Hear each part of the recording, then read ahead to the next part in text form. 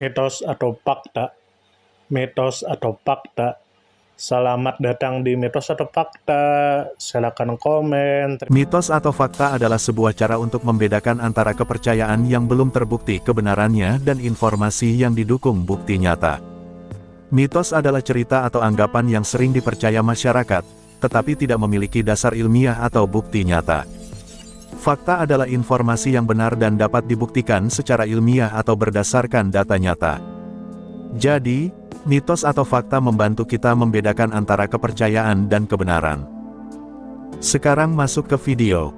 Kisah ini berawal dari sebuah rumah boneka yang berada dalam sebuah kamar anak perempuan yang hidup pada sebuah masa ketika permainan buatan tangan memiliki nilai sentimental yang sangat tinggi. Rumah boneka itu bukan sekadar objek hiburan tetapi sebuah dunia kecil yang menggambarkan kehidupan manusia dengan detail yang halus. Furniturnya tertata rapi, piring-piringnya disimpan seolah siap untuk jamuan. Selimutnya dilipat dengan kesabaran seorang perawat yang mengatur ruangan seorang bayi. Di tengah ketenangan itu terdapat rahasia kecil yang tidak disadari pemiliknya. Sebuah lubang tikus berada tidak jauh dari meja tempat rumah boneka itu berdiri. Dari lubang kecil itu dua makhluk mungil sering mengintip dunia manusia. Tom Tam dan Hunka Munka. Dua tikus yang memiliki keingintahuan besar dan keberanian yang kadang melampaui batas. Mereka sering mendengar langkah kaki manusia lewat. Mereka sering mencium aroma makanan yang tidak dapat mereka raih. Mereka sering memandang segala benda yang tampak seperti harta karun berkilau. Dunia manusia bagi mereka adalah sebuah tempat yang penuh janji dan kesempatan. Namun kesempatan itu tidak selalu membawa kebaikan. Pada suatu hari pemilik rumah boneka keluar bersama sang pengasuh.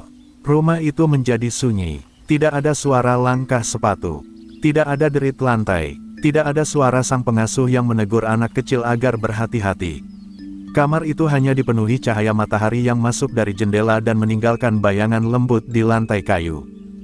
Tom Tam yang selalu lebih berani merayap keluar dari lubang terlebih dahulu. Matanya menyala dengan rasa ingin tahu yang tidak pernah padam. Hunka Munka menyusul di belakangnya. Dia lebih hati-hati tetapi tidak kalah penasaran. Mereka menatap rumah boneka itu seakan melihat istana manusia yang dilengkapi dengan segala keindahan dan kemewahan. Siapa yang tidak akan terpukau melihatnya? Mereka melihat miniatur kursi yang indah. Meja makan kecil yang tampak bersih. Tempat tidur mungil dengan kain lembut. Dan di antara semua itu mereka menemukan piring-piring kecil yang tampak seperti keramik mahal. Semuanya terlihat begitu nyata, begitu sempurna, begitu memikat bagi dua tikus yang hidup dalam kesederhanaan. Tom Tam tidak mampu menahan dirinya. Ia naik ke meja makan rumah boneka lalu mencoba mengangkat salah satu piring kecil itu. Namun ketika ia menyadari bahwa piring itu hanya hiasan dan tidak berisi makanan, ia merasa kecewa.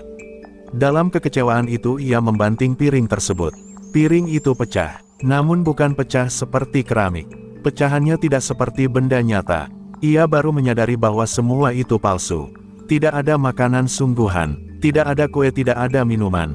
Hanya benda-benda yang dibuat untuk dekorasi. Rasa kecewa berubah menjadi amarah yang membuat Tom Tam bertingkah lebih liar. Ia mulai menghancurkan lebih banyak piring. Ia menarik kain kasur. Ia merobeknya dengan kuku kecilnya.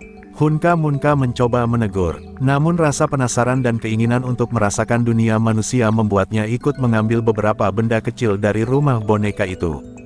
Mereka berdua akhirnya membawa benda-benda curian itu dan kembali ke lubang mereka. Benda-benda itu menjadi seperti harta karun kecil meski mereka tahu bahwa benda-benda itu bukan milik mereka. Namun dunia manusia tidak pernah sepenuhnya diam. Ketika pemilik rumah boneka kembali, ia melihat kerusakan yang sangat parah. Kasur robek, piring pecah, meja miring. Seluruh ruangan miniatur itu tampak seperti baru saja dilewati badai kecil. Anak perempuan itu sangat terkejut. Ia tidak memahami apa yang telah terjadi. Namun pengasuhnya yang sudah berpengalaman segera mengambil tindakan. Anak perempuan itu membeli sebuah boneka polisi sebagai simbol penjaga rumah boneka.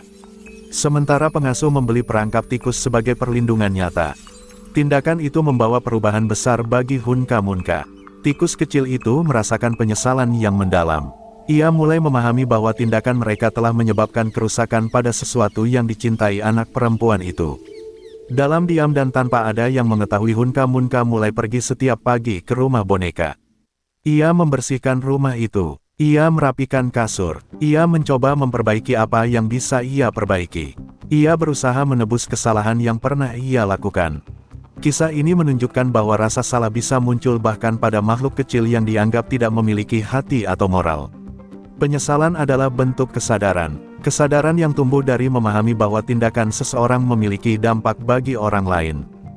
Di balik kisah dua tikus nakal ini terdapat seorang penulis yang memiliki kemampuan luar biasa dalam menggambarkan dunia hewan dengan jiwa manusia.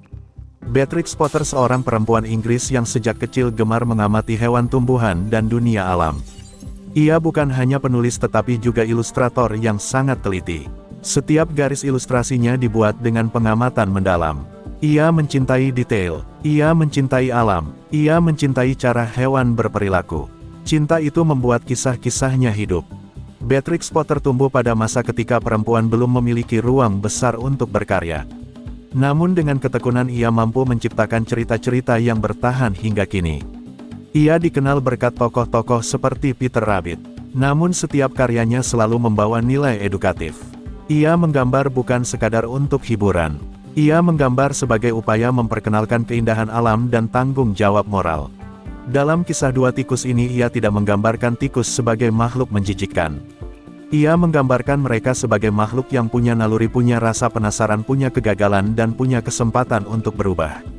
Itulah nilai edukatif dari gaya penulisan Potter. Ia menghadirkan dunia yang bisa dinikmati anak-anak namun tetap relevan bagi orang dewasa yang membaca ulang kisahnya. Dalam cerita ini kita juga mempelajari bagaimana dunia kecil seperti rumah boneka bisa menunjukkan dinamika besar tentang konsekuensi dan penyesalan. Beatrix Potter bukan hanya penulis. Ia adalah pendidik melalui seni. Ia adalah seorang konservasionis yang memahami bahwa setiap makhluk hidup punya tempat dalam dunia ini. Ia mengajarkan tentang tanggung jawab, kesopanan, empati, dan perlunya menjaga lingkungan. Dengan narasi yang lembut ia membuat pembaca merasakan ketulusan Hunka Munka ketika mencoba memperbaiki rumah boneka itu setiap pagi. Ia mengajak pembaca melihat bahwa seseorang bisa melakukan kesalahan tetapi tetap bisa memperbaiki dirinya. Kisah ini juga menyinggung tentang hubungan manusia dan hewan. Beatrix Potter tumbuh dalam keluarga yang sering mendorongnya belajar di rumah. Ia tidak banyak berinteraksi dengan anak-anak lain. Namun ia menghabiskan banyak waktu mengamati hewan peliharaan keluarga. Dari situlah ia membangun imajinasi tentang dunia yang bisa dirasakan dari sudut pandang makhluk kecil. Narasi ini memperlihatkan bagaimana kehadiran rumah boneka menjadi simbol dunia manusia yang dipandang dari luar. Dua tikus itu tidak memahami nilai atau makna benda-benda tersebut. Bagi mereka semuanya hanya tampak sebagai hal menakjubkan. Ini menggambarkan bagaimana makhluk kecil sering salah menafsirkan dunia manusia. Kesalahan pemahaman itu membuat mereka melakukan tindakan yang merugikan. Namun penyesalan memperbaiki segalanya. Itulah kekuatan moral dalam kisah Potter. Hunka Munka yang akhirnya membersihkan rumah boneka setiap pagi memberi pesan bahwa tindakan kecil bisa menjadi permohonan maaf yang kuat. Ia tidak berbicara, ia tidak menulis surat. Namun perbuatannya menunjukkan rasa tanggung jawab. Inilah bentuk pembelajaran moral yang sangat kuat tanpa harus memaksakan aturan atau hukuman berat. Di sisi lain tindakan pemilik rumah boneka yang menambahkan boneka polisi menunjukkan bahwa manusia kadang menyiapkan perlindungan simbolis ketika menghadapi masalah. Namun tindakan pengasuh yang membeli perangkap tikus menunjukkan bentuk perlindungan nyata. Ini menggambarkan dua sisi respons manusia menghadapi gangguan. Respon imajinatif dan respon realistis. Beatrix Potter menghadirkan cerita yang tampak sederhana namun sebenarnya memuat lapisan makna. Dunia anak-anak sering terlihat polos namun memiliki pelajaran yang tidak kalah dalam dari dunia orang dewasa. Nilai pelajaran yang bisa diambil adalah: kisah ini mengajarkan bahwa setiap tindakan memiliki konsekuensi. Rasa penasaran tanpa kontrol bisa membawa kerusakan. Namun kesempatan untuk memperbaiki diri selalu ada.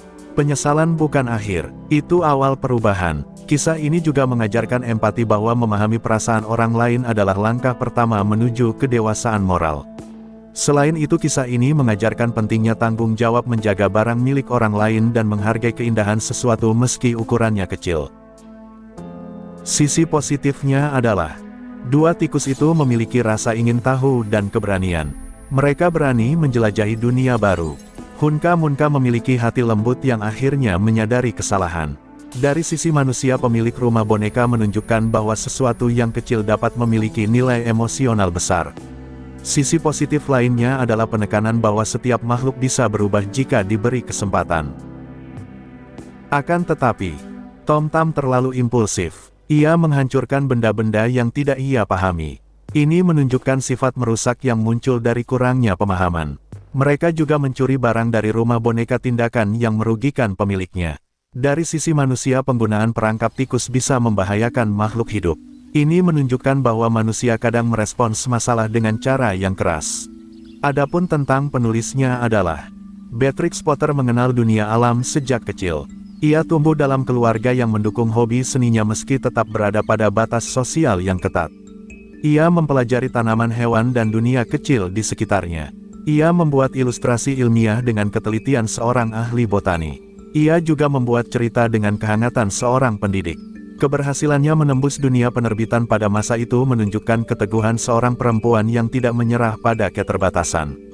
Ia menjadi sosok yang dihormati tidak hanya karena karyanya tetapi juga karena usahanya melestarikan alam Inggris melalui pembelian tanah dan donasi besar pada masa tuanya. Ia adalah contoh bahwa seni dapat berdampingan dengan ilmu dan kepedulian lingkungan. Mitos atau fakta? Mitos atau fakta? Terima kasih sudah mampir di Mitos atau Fakta. Silakan komen, share, like, subscribe, bertemanlah dengan kami. Semoga kita semua disehatkan badan, dilancarkan rezeki, dikabulkan segala hajat. Semoga kita baik-baik saja, semoga kita sukses selalu. Salam damai.